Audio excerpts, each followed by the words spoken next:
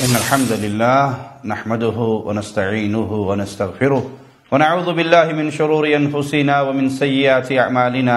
من يهده الله فلا مضل له ومن يضلل فلا هادي له أشهد أن لا إله إلا الله وحده لا شريك له وأشهد أن محمدا عبده ورسوله أما بعد أعوذ بالله من الشيطان الرجيم بسم الله الرحمن الرحيم قل هو الله أحد الله الصمد لم يلد ولم يولد ولم يكن له كفوا أحد۔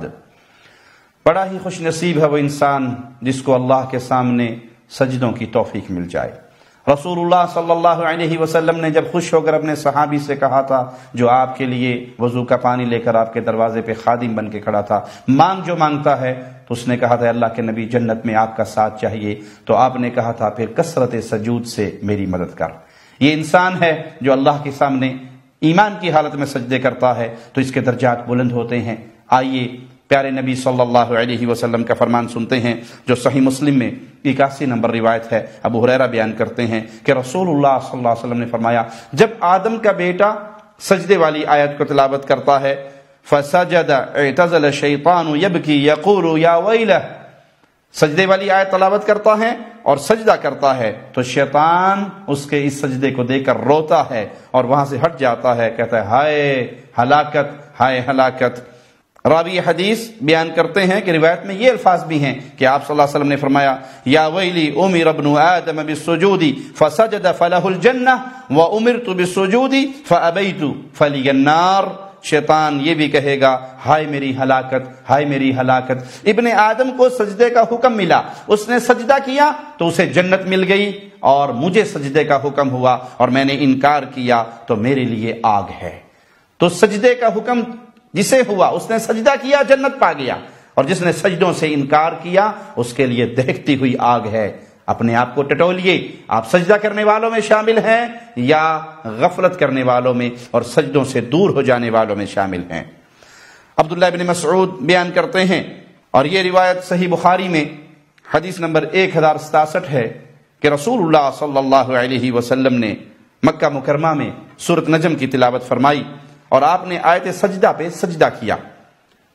آپ کے ساتھ جو لوگ تھے وہ سب کے سب سجدہ ریز ہو گئے، ایک عمر رسیدہ شخص کے علاوہ کہ وہ سجدہ ریز نہ ہوا۔ اس نے مٹھی بھر کنکریاں یہ مٹی اٹھائی اور اس اپنی پیشانی تک اٹھا کر لایا، خود نہیں جھکا بلکہ مٹی اٹھا کر اپنی پیشانی تک لایا اور کہنے لگا یکفینی ھذا، مجھے یہی کافی ہے۔ ابن مسعود رضی اللہ عنہ وارضاہ فرماتے ہیں فرأیتہ بعد ذلک قتل کافرا، اس کے بعد میں نے اسے دیکھا کہ وہ حالت کفر میں قتل ہوا۔ آیت سجدہ پر تلاوت کرتے ہوئے سجدہ کرنا مسنون عمل ہے، باعث اجر و ثواب ہے، لیکن اس سجدے کو حقیر جاننا بہت بڑی بدنصیبی ہے۔ حقیر جاننے والا مجرم انسان ہے جو اس سجدے کو حقیر جانتا ہے، معمولی سمجھتا ہے، اور اس کا صلہ اللہ سے دوری کی صورت میں بھی نکل سکتا ہے۔ جو اس کو حقیر جانے